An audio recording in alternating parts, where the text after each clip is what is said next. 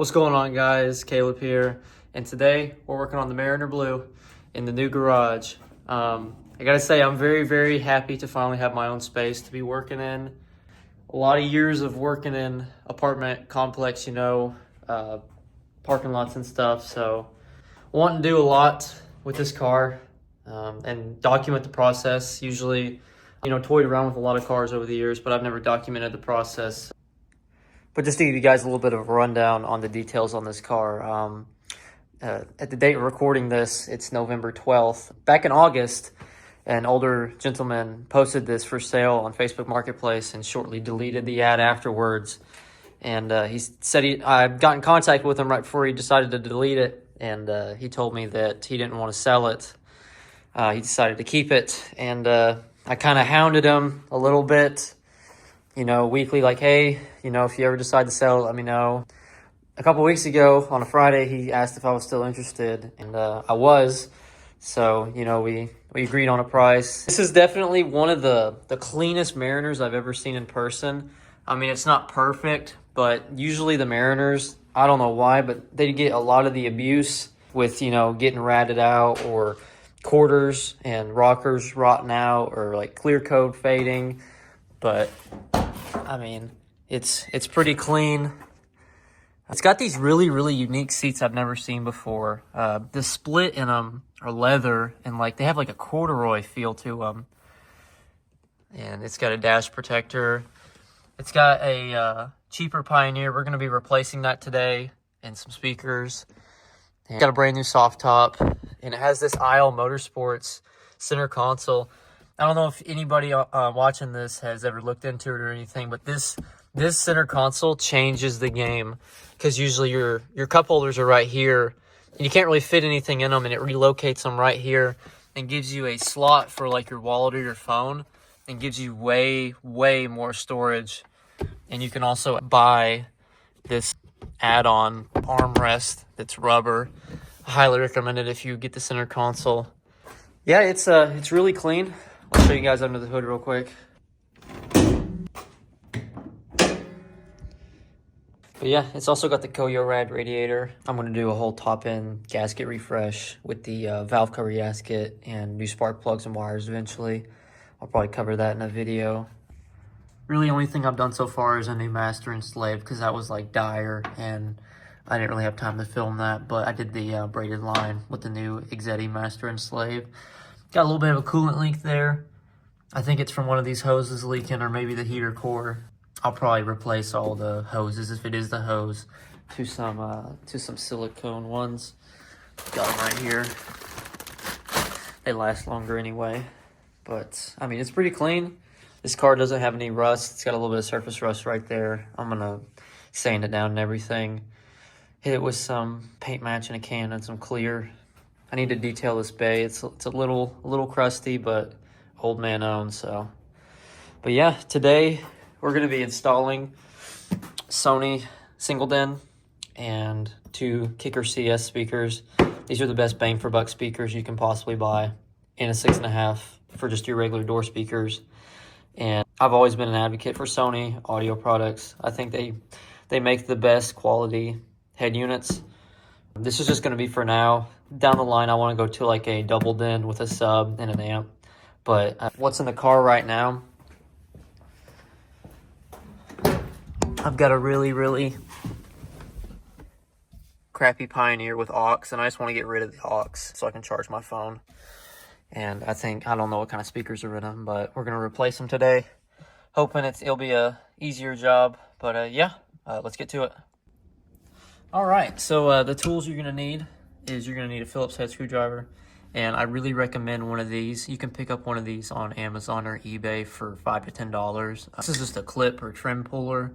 With 90s cars, you can really risk, breaking your plastics, and finding replacements is kind of hard and can really cost you if what you're needing is a valuable part that breaks often for other people. But you're just going to want to stick your clip puller. There's 4 clips on this, and you're just going to want to break each corner loose. This is why this tool is so important, because if you just pry your hand back there, you're definitely going to break one of those clips.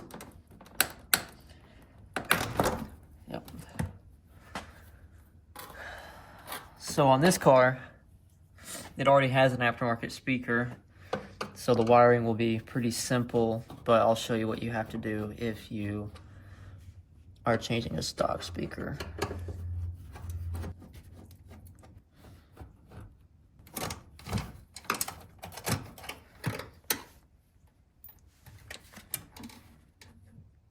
Now, I did forget to mention, if you have a 90 to 93, you will just have to remove this cover like you saw me remove. But if you have a 94 through 97, unfortunately, you will have to remove the whole door card because the speaker cover is part of the door card on later model NAs. So yeah, just a heads up on that. So for the aftermarket, since I already have the adapters, we'll just pull them out.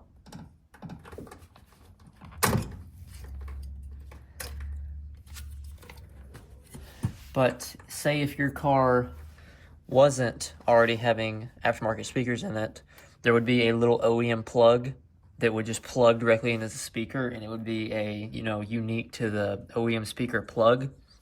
You would just snip that, and then any speakers you buy should come with these two connectors, and then you will just cut and crimp them together, and then one is obviously bigger and one smaller. Pretty self-explanatory. These plugs should work on these because they all are compatible. And if you're replacing stock speakers, you may have to drill an extra hole because the stock ones are mounted with 3 screws, and all aftermarket 6.5 speakers are mounted with 4.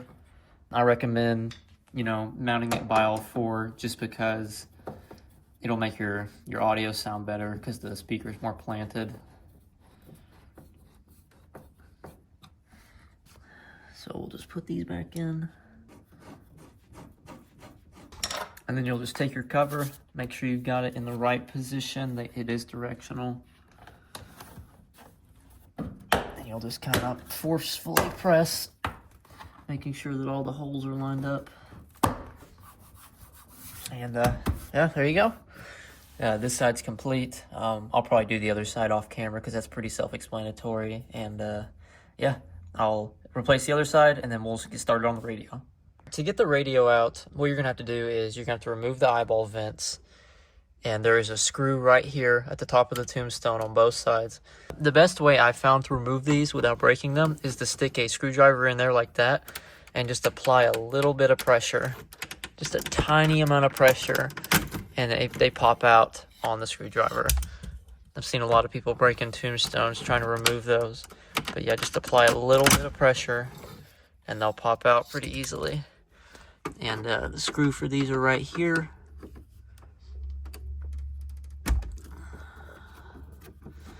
And then you'll have a screw right here, and then you'll have 2 screws back here. And you'll have one right here if you still have a stock center console. So yeah, I'm gonna remove this and I'll get back to you. All right, so here's how you wire a radio. When you buy your aftermarket radio, you will need to buy your car specific wiring. You can Metro makes these. A lot of, you can get this like on Walmart or Amazon for like $7 to $10. And if you have a later model with headrest speakers, you will also have a second plug. It should have a green and purple on it for the headrest speakers. This is an early 1.6 car, so it does not have that. So here is the harness for the radio, for the Sony radio, like I was talking about. If you had headrest speakers, that's where they would go. We'll probably only be using about half of this harness, but if you get like a Metro, like a good one, it should be pretty self-explanatory. You just crimp back the wire and then match the colors together. So I'm gonna go ahead and do that.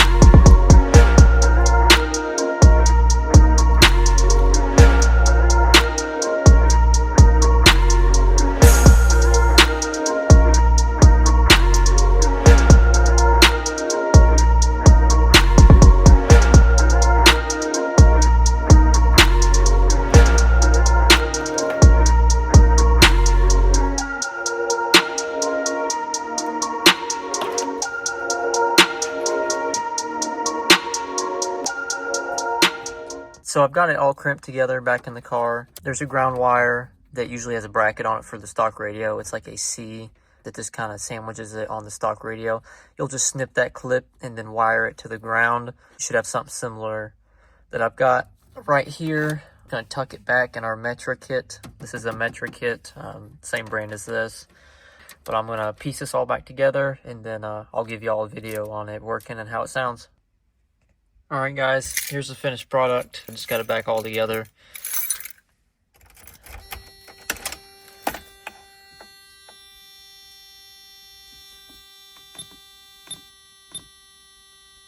Don't mind the annoying beat, but yeah, I'm really happy with the install. I'd show you some music, but you know, YouTube will take me down for copyright strike. But yeah, this whole setup, I mean, I bought the head unit off Marketplace for $50. Got the speakers off eBay for $70. I mean, just for $120. Really have to see this setup in person to appreciate it. Great sounding combo, better than, you know, most setups, you know, that people spend several $100s on. I'll link everything I use in the description below, and feel free to, you know, try this combo out, and let me know what you think in the comment section below, and anything else, you know, I can improve about the channel or anything. If you guys stuck around to the end of the video, I appreciate it, and yeah, I'm really excited to be making videos again and having my own space to be doing shit. So I appreciate it, guys, and I'll see you in the next one.